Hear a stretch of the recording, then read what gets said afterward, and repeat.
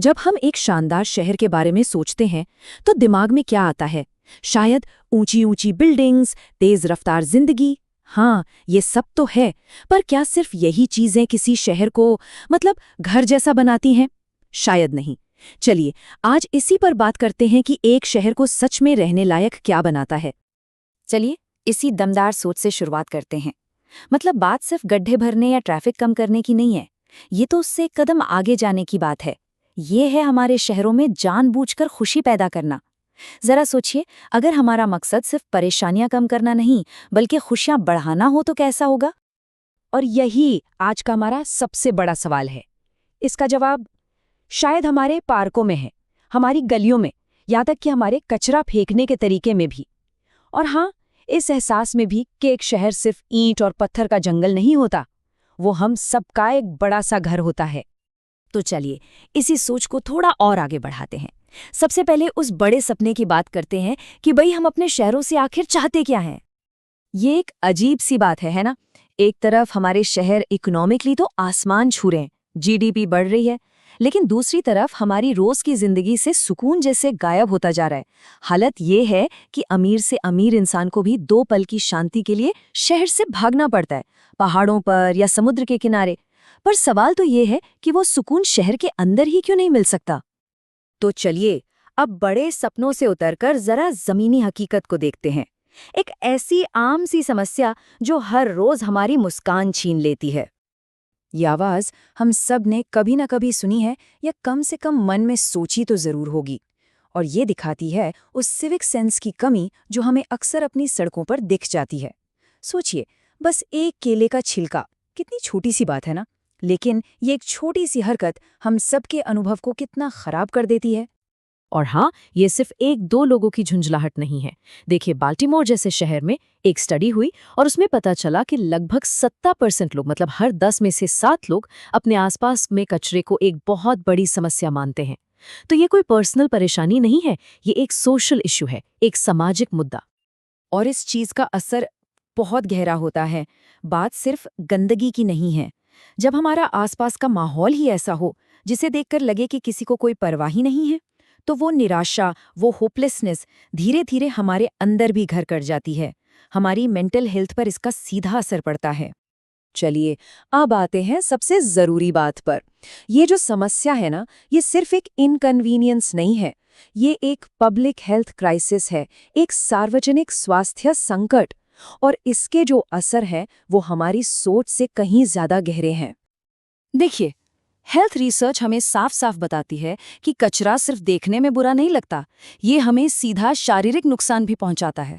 हवा में जो पार्टिकल्स घुलते हैं उनसे अस्थमा बढ़ता है। जमीन पर पड़ा टूटा हुआ कांच बच्चों के लिए कितना बड़ा खतरा है। और गंदगी में जो कीटाणु पनपते हैं वो तो सीधे सीधे इन्फेक्शन और बीमारियां फैलाते हैं। लेकिन सबसे हैरान करने वाली बात तो ये है कि जब वहां के लोगों से पूछा गया तो उन्होंने सांस की बीमारियों या चोट से भी बड़ी स्वास्थ्य समस्या किसे बताया?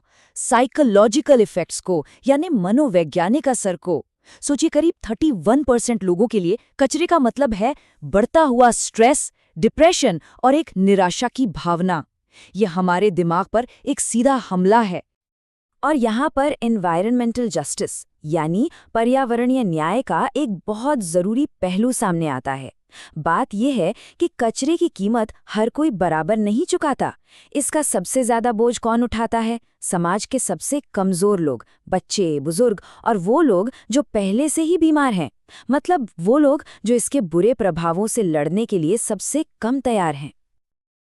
तो ठीक है, हमने इस समस्या को तो काफी गहराई से समझ लिया। अब बात करते हैं समाधान की, और इसकी शुरुआत होती है हमसे, इंडिविजुअल लेवल से।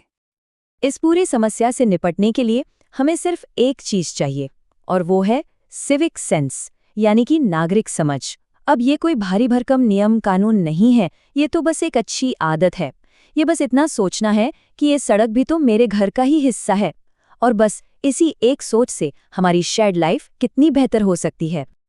यहाँ पर एक बहुत ही दिलचस्प फ्रेमवर्क है जो ब्रूम एंड ग्रूम नाम की किताब से आता है।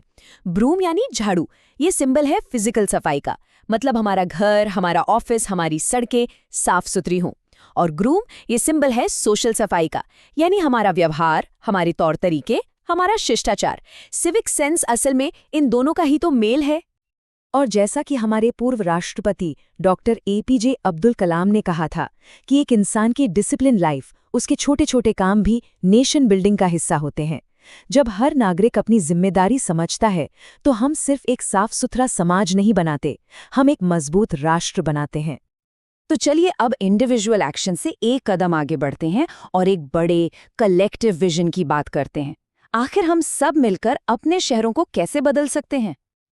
देखिए, इंडिविजुअल एक्शन एक चिंगारी की तरह है, लेकिन असली आग तब लगती है जब ऐसी कई चिंगारियां मिलकर एक आंदोलन बन जाती हैं। एक अकेला इंसान शायद अपनी गली साफ कर ले, पर जब पूरा मोहल्ला एक साथ आता है ना, तो पूरे शहर का नक्शा बदल सकता है। तो एक परमानेंट बदलाव के लिए इन चारों का साथ आना बहुत जरूरी है। ये एक टीम की तरह काम करते हैं। देखिए, सरकार इंफ्रास्ट्रक्चर देती है, कॉरपोरेशंस पार्टनरशिप करके मदद करते हैं, कम्युनिटी यानी समाज उस जगह की ओनरशिप लेता है, और आखिर में हम यानी इंडिविजुअल्स अपने एक्शन से इस बदलाव को जिंदा रखते हैं। जब ये चारों पिलर एक साथ मजबूती से खड़े होते हैं, तभी असली बदलाव आता है। और ये सिर्फ कोई किताबी बातें नहीं है, ये हकीकत में हो भी रहा है। दिल्ली की सुंदर नर्सरी को ही देख लीजिए, ये उन चारों पिलर्स का एक शानदार उदाहरण है।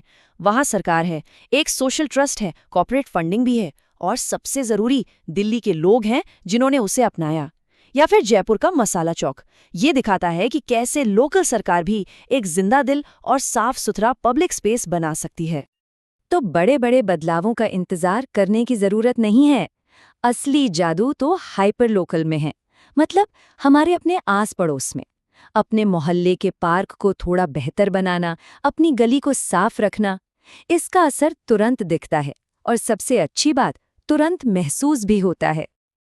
आजकल हम अपनी संस्कृति और इतिहास पर कितना गर्व महसूस करते हैं, है ना? तो क्यों ना ये गर्व हमारे शहरों की शक्ल में भी दिखे? हमारे पब्लिक स्पेसेस हमारी रिच हेरिटेज का आईना बन सकते हैं, ना कि किसी भी दूसरे वेस्टर्न शहर की कॉपी। तो अंत में सवाल बस यही रह जाता है, हमारे शहर हमारी तरक्की के इंजन तो हैं, इसमें कोई शक नहीं, पर क्या हम इन्हें अपनी खुशी का, अपनी मुस्कान का जरिया भी बना सकते हैं? और इस सवाल का जवाब किसी एक के पास नहीं है, इसका जवाब हम सबको मिलकर ढूंढना होगा।